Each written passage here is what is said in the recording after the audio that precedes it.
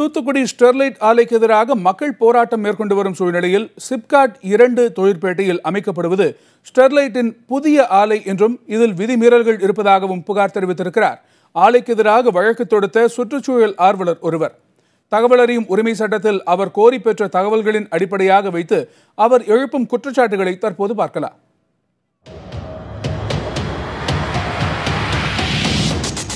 Thoothukudi Sterlite ஆலைக்கு எதிராக நெல்லையைச் சேர்ந்த முத்துராமன் என்கிற சுற்றுச்சூழல் ஆர்வலர் வழக்கு தொடர்ந்திருந்தார். அதில் தூத்துக்குடியில் 2வது சிப்காட் அமைக்கப்படாத நிலையில் செயல்பாட்டிற்கே வராத அந்த இடத்தில் 99 வருட குத்தகைக்கு ஸ்டெர்லைட் 2வது ஆலைக்கு நிலம் ஒதுக்கிய உரிமத்தை ரத்து செய்ய வேண்டும் என்றும் கோரியுள்ளார். அவர் RTI மூலமாக முக்கிய ஆவணங்கள் சிலவற்றை பெற்றுள்ளார். அவர் எழுப்பும் குற்றச்சாட்டுகளை தற்போது பார்க்கலாம். சிப்காட்டே இன்னும் உருவாக்கப்படலை. அப்படிப்பட்ட சூழ்நிலை இப்போ தான் அவங்க ஈசி வாங்குறதுக்கு பொதுமக்கள் கருத்து கேட்பு கூட நடத்திக்கிட்டு இருக்காங்க. ஆனால் இதுக்கு முன்னாடியே ஸ்டெர்லைட்டுங்கிற தொழிற்சாலைக்கு 324.23 ஏக்கர் இந்த நிலத்தை இவங்க ஸ்டெர்லைட்டுக்கு தூத்துக்குடி ஸ்டெர்லைட்டுக்கு சட்டத்திற்கு புறம்பாக இவங்க அலாட் பண்ணியிருக்காங்க. இவங்க 1/1/2009 இந்திய அரசின் சுற்றுச்சூழல் மற்றும் வனத்துறை அமைச்சகத்திட்ட போய் ஒரு சுற்றுச்சூழல் அனுமதி வாங்குறாங்க.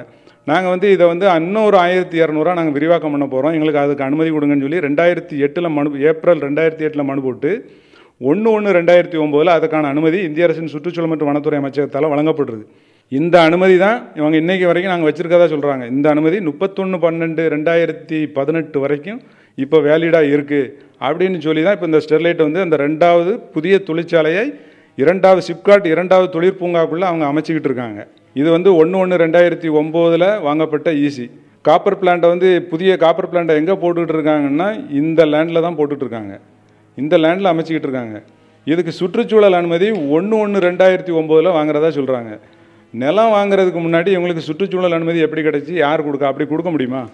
கொடுக்க முடியாதுல்ல. அப்போ இது சட்ட மீறலாக பழைய ஈஸியை வச்சு, அதாவது சிப்காட்டில் 1வது சிப்காட்டில் தான் நாங்கள் போட போகிறோங்கிற மாதிரி சொல்லிவிட்டு இப்போ 2வது இந்த சிப்காட்டில் இந்த இடத்த இந்த இடம் வாங்கினதுமே சட்டத்துக்கு விரோதமாக வாங்கி இந்த இடத்துல இவங்க பண்ணிக்கிட்டு இருக்காங்க. இது முழுக்க சட்ட விரோதம். இது பாருங்கள், இவங்களுக்கு ஃபர்ஸ்ட் அலாட்மெண்ட் அமைக்கப்படாத இன்று வரை அமைக்கப்படாத சிப்காட் 2ல் இவங்களுக்கு ஃபர்ஸ்ட் அலாட்மெண்ட் 2009. அதாவது ஈசி வாங்கினதுக்கப்புறம் ஸ்டெர்லைட் தொழிற்சாலை தனது 2வது யூனிட்டை அமைக்கிறதுக்கு இந்திய அரசின் சுற்றுச்சூழல் மற்றும் வனத்துறை அமைச்சகம் 1/1/2009 சுற்றுச்சூழல் முன்னனுமதி வாங்கினதுக்கு பிறகு சிப்காட் நிறுவனம் சட்டவிரோதமாக இந்த தொழிற்சாலை அமைத்துக்கொள்ள வழங்கிய நிலம். இதே மாதிரி 3 அக்ரிமெண்ட். இப்போ சிப்காட் 2 இன்னும் அமைக்கவே இல்லையே. சிப்காட் 2 அமைக்காத பட்சத்தில் இவங்க எப்படி லேண்டு அலாட் பண்ண முடியும்? இது சட்டவிரோதம் தானே. அதாவது சிப்காட்டு தான் குற்றம் பண்ணியிருக்காங்கன்னு சொல்லி அவங்க மேலே நடவடிக்கை எடுக்குன்னு சொல்லி தமிழ்நாடு மாசு கட்டுப்பாடு வாரியத்துக்கு மனு கொடுத்தா, யார் குற்றம் பண்ணவங்களே அவங்ககிட்டே சொல்லி நடவடிக்கை எடுக்குன்னு சொல்லி எனக்கு பதில் அனுப்புகிறாங்க. இப்போ நாங்கள் யாரை நம்புறது? எந்த துறையை நம்பி? அப்போ இங்கே எல்லாரும் பொதுமக்கள்கிட்ட என்ன சொல்கிறாங்கன்னா, எல்லா அனுமதிகளையும் பெற்று இந்த நிறுவனம் தனது 2வது தொழிற்சாலையை அமைத்து கொண்டு வருகிறது. அதுவும் 2வது தொழிற்சாலைங்கிற வார்த்தையை யாருமே யூஸ் பண்ணலை. எல்லாருமே விரிவாக்கம்னு சொல்லி மக்களை ஏமாற்றிக்கிட்டு இருக்காங்க. இப்போ நான் சிப்காட் அதிகாரிகள்கிட்ட கேட்குறேன், இந்த லேண்டு 2005க்கு முன்பு வாங்கப்பட்டதா பின்பு வாங்கப்பட்டதா? உங்கள் அலாட்மெண்ட் ஆர்டர் சொல்லுது 2009க்கு வாங்கப்பட்டது, 2009க்கு பின்னர் வாங்கப்பட்டது. அதாவது சுற்றுச்சூழல் அனுமதி வாங்கினதுக்கு அப்புறம் தான் அவங்க லேண்டே வாங்கியிருக்காங்க.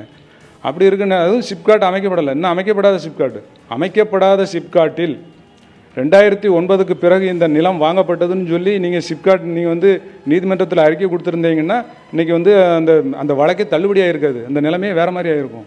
ஆக அந்த வழக்கை திசை திருப்பி அந்த வழக்கை தள்ளுபடி செய்ய வச்சதே சிப்காட் நிறுவனம் தான். இப்போ இதுக்கெல்லாம் யார் நடவடிக்கை எடுக்கிறது? சுற்றுச்சூழல் ஆர்வலர் முத்துராமன் முன்வைக்கும் குற்றச்சாட்டுகள் தொடர்பாக தூத்துக்குடி ஸ்டெர்லைட் ஆலை நிர்வாகத்திடமும் சிப்காட் நிர்வாகத்திடமும் விளக்கம் பெற முயன்று வருகிறது புதிய தலைமுறை. அவர்கள் விளக்கமளித்த பிறகு அந்த விளக்கம் புதிய தலைமுறையில் பதிவு செய்யப்படும். புதிய தலைமுறைக்காக நெல்லையில் இருந்து செய்தியாளர் நாகராஜன்.